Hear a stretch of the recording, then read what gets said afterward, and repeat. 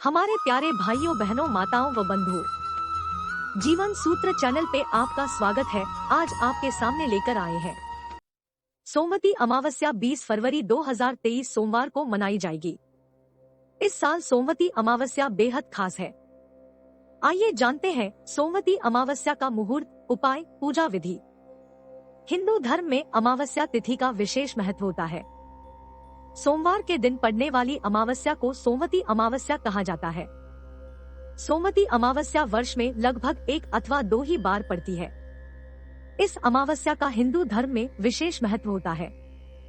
विवाहित स्त्रियों द्वारा सोमवती अमावस्या के दिन अपने पतियों के दीर्घायु कामना के लिए व्रत का विधान है।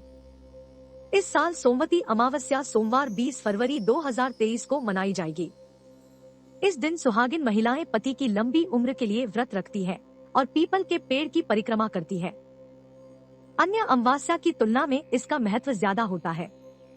इस तिथि के स्वामी पितृ माने जाते हैं। इस दिन स्नानदान करने से पितृदोष, कालसर्प दोष से मुक्ति मिलती है। पूर्वजों की कृपा से परिवार में खुशहाली आती है। फाल्गुन सोमवती अमावस्या का मुहूर्त। तिथि आरंभ 19 फरवरी 2023, समय शाम 4:18 बजे। तिथि समापन 20 फरवरी 2023, समय दोपहर 12:35 बजे। दान मुहूर्त 20 फरवरी सुबह 7 सुबह 8:25 बजे। पूजा मुहूर्त 20 फरवरी सुबह 9:50 सुबह 11:15 बजे। सोमवती अमावस्या 2023 शुभ योग। इस साल की फाल्गुन अमावस्या पर सोमवार और शिव योग का संयोग बन रहा है। इस दिन अमावस्या होने से पूजा और तर्पण को दोगुना फल प्राप्त होता है। ये दिन और योग दोनों ही महादेव को समर्पित है। इस मंत्र जाप, तप, श्राद्ध कर्म करने से घर में सुख और समृद्धि का वास होता है। शिव योग 20 फरवरी 2023 सुबह 11:03 बजे से 21 फरवरी 2023 सुबह 06:57 बजे तक। पितरों को करे प्रसन्न। सोमवती अमावस्या के दिन पितरों के नाम जल में तिल डालकर दक्षिण दिशा में तर्पण करें। इस दिन तर्पण करने से पितरों को तृप्ति मिलती है और वे आशीर्वाद देते हैं। सोमवती अमावस्या के दिन पीपल के वृक्ष की पूजा करें। दूध चढ़ाएं और 7 बार परिक्रमा लगाएं। पीपल के नीचे दीपक जलाएं।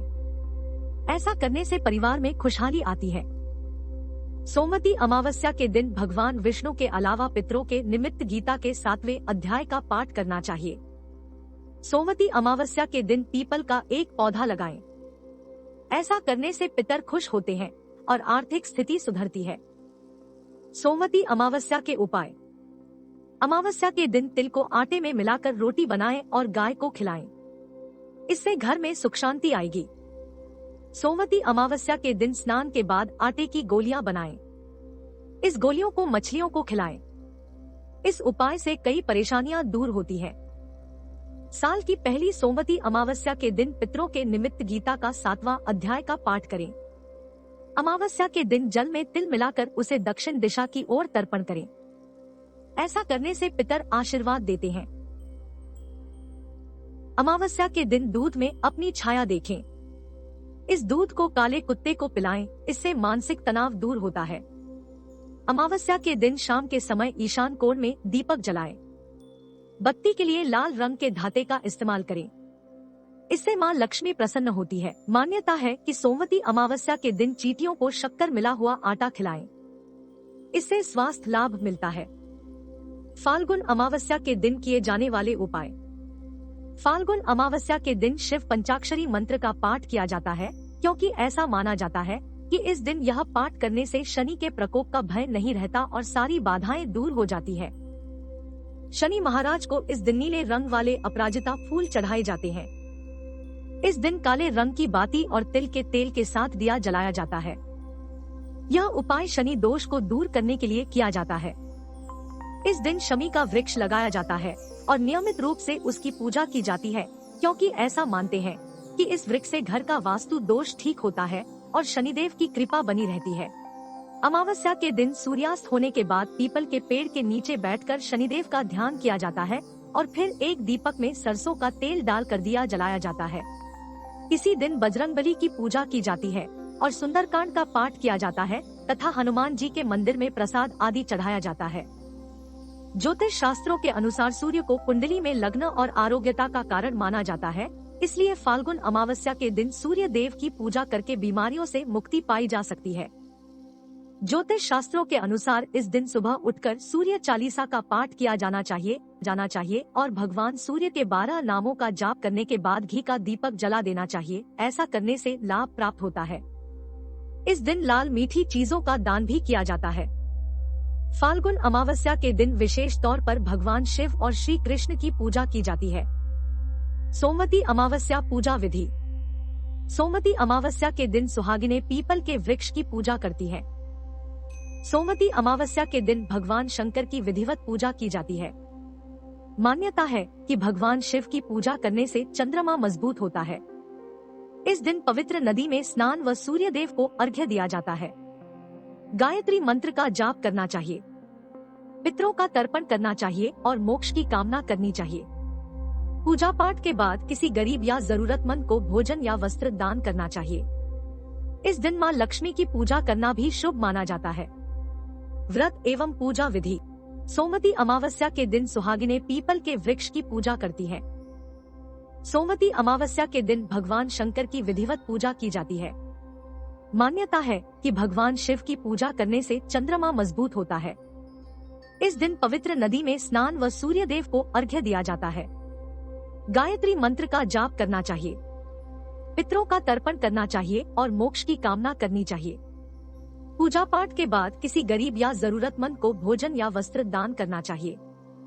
इस दिन मां लक्ष्मी की पूजा करना भी शुभ माना जाता है। व्रत एवं पूजा विधि। फाल्गुन अमावस्या के दिन सुबह जल्दी उठकर स्नान करने के पश्चात सूर्य देव को अर्घ्य दिया जाता है। अर्घ्य देने के पश्चात व्रत का संकल्प लिया जाता है। फाल्गुन अमावस्या के दिन गरीब एवं भूखे व्यक्ति को भोजन कराया जाता है।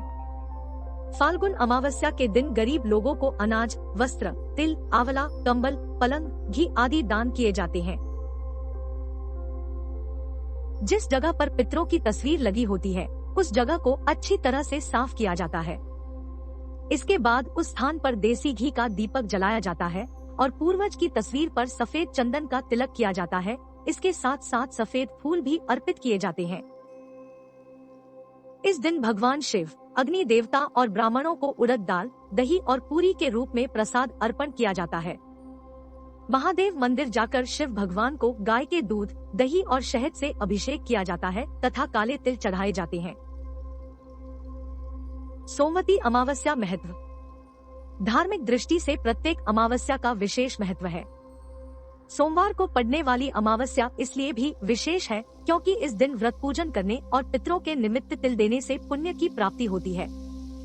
सोमवार का दिन भगवान शिव और मां पार्वती की आराधना के लिए समर्पित दिन माना जाता है।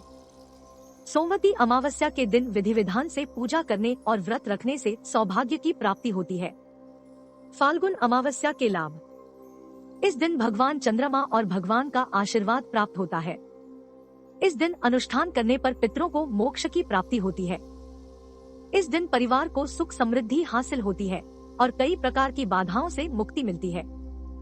इस दिन पूजा अनुष्ठान करने से बच्चों को समृद्धि तथा लंबा जीवन प्राप्त होता है। सोमवती अमावस्या व्रत कथा। वैसे तो सोमवती अमावस्या से जुड़ी अनेक कथाएं हैं, लेकिन एक पौराणिक कथा के अनुसार एक राज्य में एक निर्धन ब्राह्मण रहता था। धन की कमी के कारण उसकी पुत्री का विवाह नहीं हो रहा था।